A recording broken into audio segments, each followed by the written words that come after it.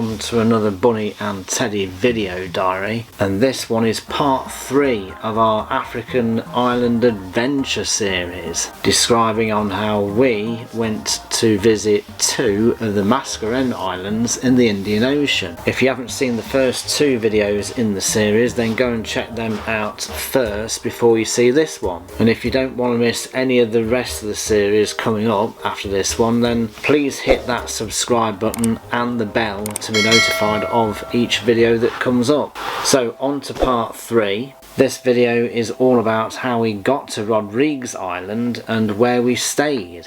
I'll describe all the travel arrangements and give you a full tour of our accommodation as well as the room tour. So let's start with a travel day. We went to Rodrigues Island on the morning of the 24th of June 2025, being picked up at about 6:30 in the morning from our apartment in Catraborn, Mauritius. And then we drove down to the airport, which is pretty much south. And then you get dropped off at the side of the airport where the domestic departure area is of the airport. Once through security, we entered the departure area where there are plenty of seats all in columns, and then we partook in a coffee at the little kiosk at the side of those chairs and just sat there waiting for our gate to announce its opening. So up the ramp into the bus after having a little bit of a passport check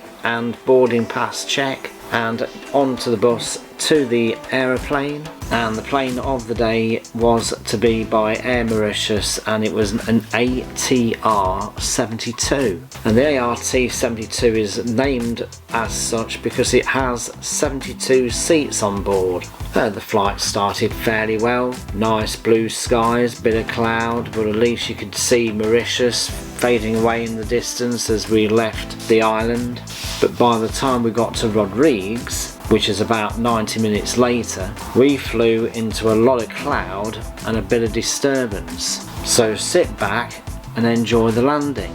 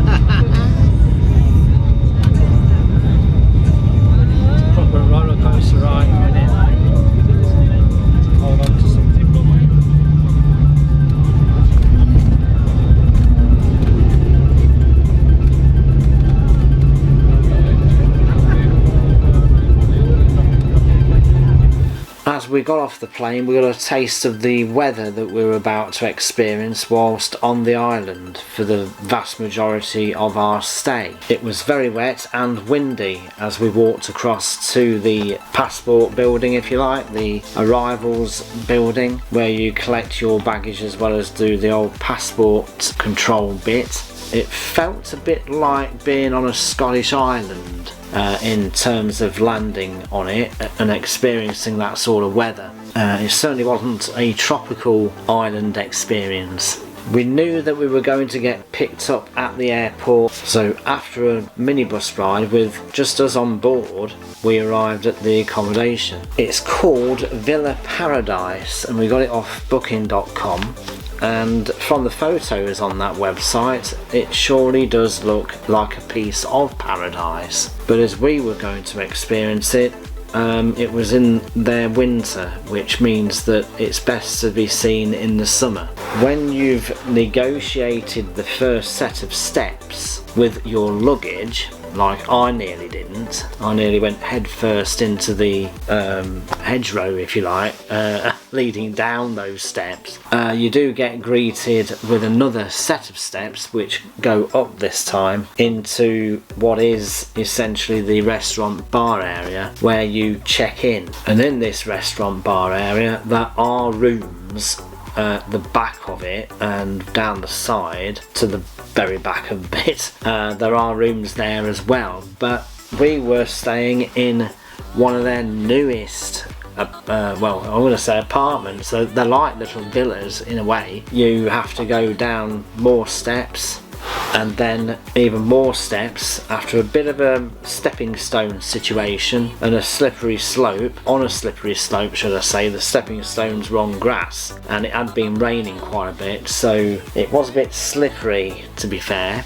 And as we were going across those stepping stones and down the other set of steps to what was a biggish block holding probably about 3, maybe 4 villas or rooms, if you like. You could smell what seemed to be like sewage, a bit of a dirty smell, really quite bad along that back of the on the stepping stones bit. But then you could see pipes and they were pumping out all the water from the previous rainstorms, and therefore it did smell a bit because it obviously didn't take very well. It probably flooded a bit, and obviously it produces that sort of smell, doesn't it, from being flooding. They were a bit noisy as well, these pumps, but not in the room, funnily enough, when we got in the room. But going back to that restaurant bar area, there's a pleasant view from that side of the hotel as you stand out there to see the hillside. That's from the back of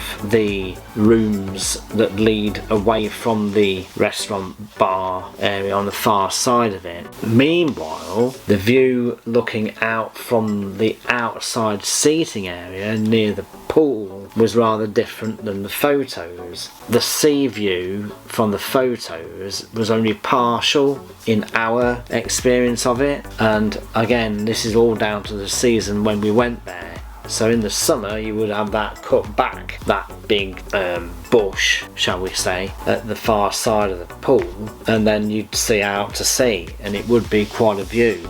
Before we take on the room tour, let's have a look at the food situation that while we were there. The options are very much dependent on boat deliveries to the hotel. What have we got for breakfast then, Bunny?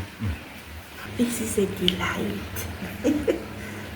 This is passion fruit juice made from one of the gardens there. Organic, so it's refreshing. fresh, isn't it? We've already had 2 bananas. 2 bananas, and then grated cheese, probably papaya, confiture, jam, Right, okay. and then Butter, and then sugar coffee. there as well. We've just had coffee brought to us as well. But this is so nice. Now what we got? Crab. This is crab pancake. With honey on it. I think it's honey on it, yeah, and then omelette. And that's an omelette, yeah. Well, when I say boat deliveries, the boat doesn't come up to the hotel. The hotel benefits from whatever's delivered onto the island, and then they supply the hotel with whatever they can get, and sometimes the boat doesn't turn up, so you have to make do with what you've got. And of course they'd probably make concessions, contingency plans to that effect. So you can imagine that breakfast and dinner whilst we were there, they were made up of things that were available to the hotel at that time. But the quality of the dishes, whatever they came up with, was very tasty and very palatable, very flavoursome, very much in line with what you would expect Rodrigues food to be. And it all got washed down with either a juice at breakfast or cocktails at the evening meal. And to finish off the day, there was always a bit of entertainment to enjoy with the rest of the guests. A bit of dancing, bit of music playing, all that sort of thing. Now, going back to how the hotel manages to keep going and cope with these deliveries, this also includes something as simple as water. This can be very much a challenge. Water deliveries are constant. We noticed probably daily whilst we were there. This big tanker lorry comes down, connects itself to the tank, the underwater tank, which was the one that was probably flooding at the time when we first got there. So the tank gets filled up with water by this lorry through a big pipe and all that, and the hotel, as probably everybody on the island, has to buy in water for the house or the hotel or whatever building you've got. Basically, there'd be massive deliveries of water all the time. So on to the room tour. Let's go and join me and the bunny as we are about to enter the room. Cuckoo! We are in Rodrigues. What's so special about Rodrigues, Bun? It's still raw. I don't know if you can relate to that. I couldn't see any massive big flats, high buildings. It's all little villages in the valley. The roads are doing like a bend all the while.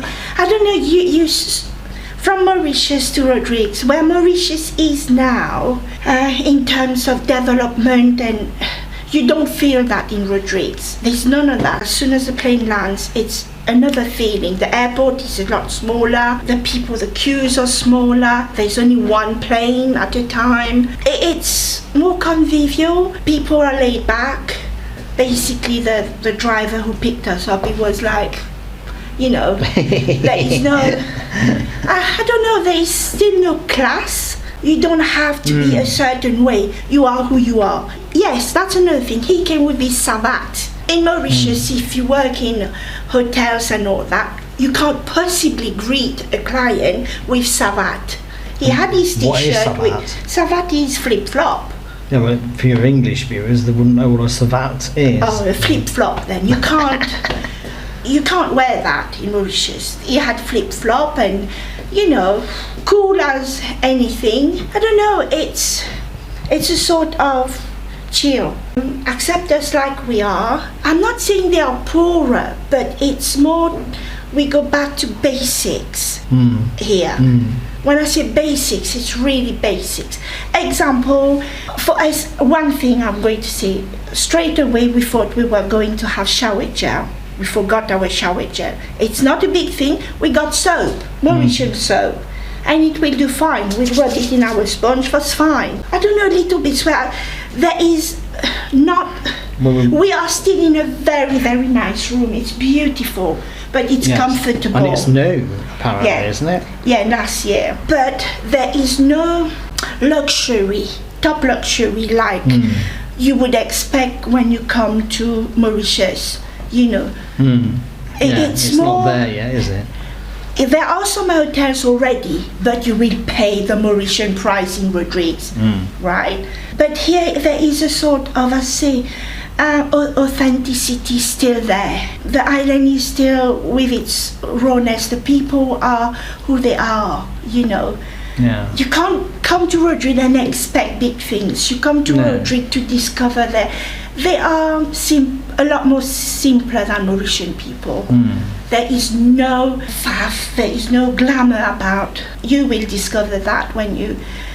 But I've noticed. I am back in Rodrigues after probably, I would say 24, 27 years, I can't remember. Really?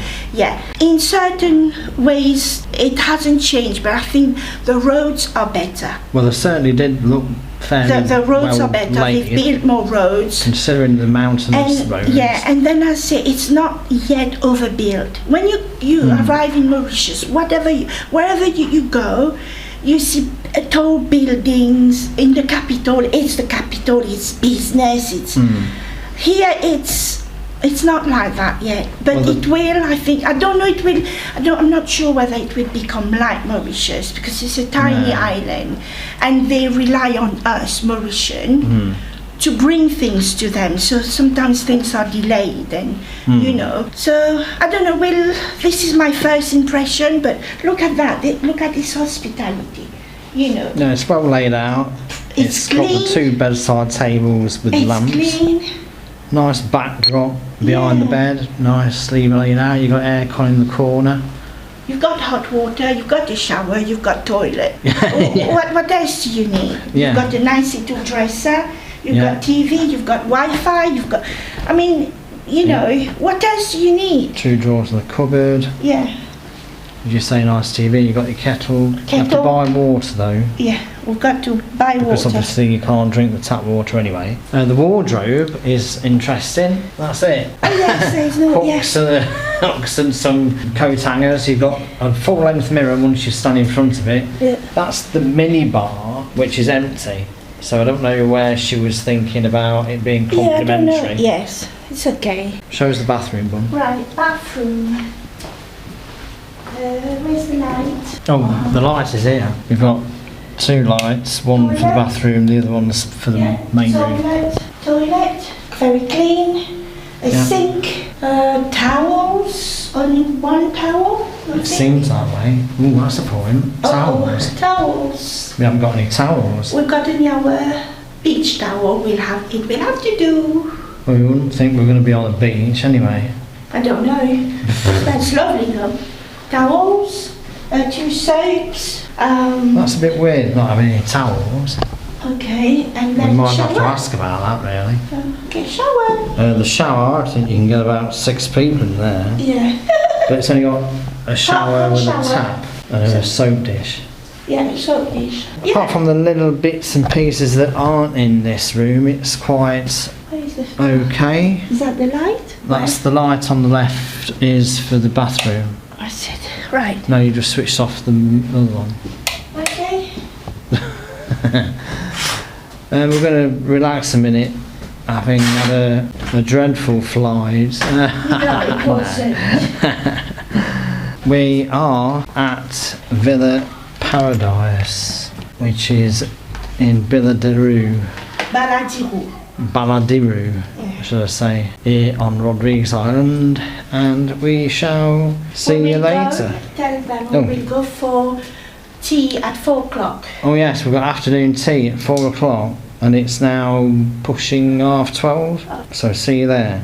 So that's your room tour, guys. Overall, I think we did really enjoy our stay at Villa Paradise. Certainly an experience, certainly with all the food and the drink, the little entertainment, and the room was pleasant. The TV didn't work, I don't think, at the time, or we didn't get it to work. The internet was a bit intermittent, but it all worked. We didn't really get any trouble with mozzies either. I don't think. I can't remember any major incidents with mosquitoes at all, but we did obviously get kitted out with stuff there. We would certainly recommend this hotel for a decent stay on the island of Rodrigues, and as we understand it, and as we probably speak, there are improvements being made to the place, because I remember they were either talking about new rooms or building the new rooms as we were there. So in the next couple of years it may well be even bigger than what we experienced it at. Next time we visit the capital of Rodrigues, Port Matira, taking in the market, museum and a couple of the places to eat and drink at. So if you've enjoyed this video, please give it a thumbs up. Leave a comment about it as well if you've been there or not. Don't forget to hit the subscribe button, hit the bell as well to be notified of the next video, and we'll see you next time. Bye for now.